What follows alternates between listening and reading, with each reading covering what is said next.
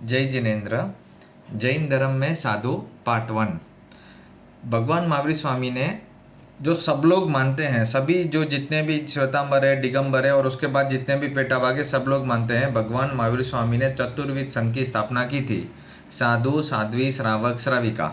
और दूसरा पॉइंट, भगवान महावीर स्वामी और आदिनाथ भगवान के साधुओं में बहुत रेस्ट्रिक्शंस होते हैं या डिफरेंट होते हैं, और उन दूसरे 22 तीर्थंकर के साधुओं को डिफरेंस होता है। दोनों में बहुत फ़र्क है। ये दोनों सिर्फ वाइट श्वेत कलर का कपड़ा पहनते हैं, बाकी कोई नहीं पहनते हैं।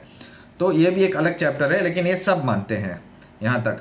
तीसरी बात, भगवान महावीर स्वामी ने जब दीक्षा ली तब एक देव ने उनको एक देव कपड़ा दिया था, तो भगवान महावीर स्वामी ने एक्सेप्ट किया था। ये भी सब मानते हैं। चौथी बात, फिर वो कपड़ा जंगल में तपस्या करने के टाइम में कोई कांटे में लग गया जब विहार कर रहे होंगे, तो और गिर गया, फिर भगवान महावीर स्वामी ने उसको नहीं उठाया। यहाँ तक भी सब मानते हैं। तो ये कॉमन बात जो सभी पेटाभाग, सभी जैन मानते हैं। और जैन धर्म में साधु नग्न ही होते हैं, याद रखना। जैन धर्म में साधु नग्न ही होते हैं। रिपीट कर रहा हूँ मैं। नग्न कैसे? जैसे दिगंबर तो नग्न हो गए तो उसको दिगंबर बोलते हैं। ओके, वो तो हो गए। अभी किसी के पास सिर्फ एक दो कपड़ा हो, पहना हो, तो भी उसको कपड़ा है ऐसा नहीं बोल सकते, वो भी नग्न ही है। ओके, अभी जो फॉर एग्जांपल एक भिखारी है, भिखारी के पास आप बोलोगे पैसा है कि नहीं है, तो हम बोलेंगे नहीं है, इसलिए तो भीख मांग रहा है। तो उसकी कटोरी में जाके देखो, उसमें तो पैसा पड़ा हुआ है, तो पैसा तो है ना उसके पास, फिर भी हम बोलते हैं वो भिखारी है। किसी को पटा पटा कपड़ा देखते हैं, ओके, तो हम बोलते हैं भाई इसके पास तो कपड़ा ही नहीं है। क्यों?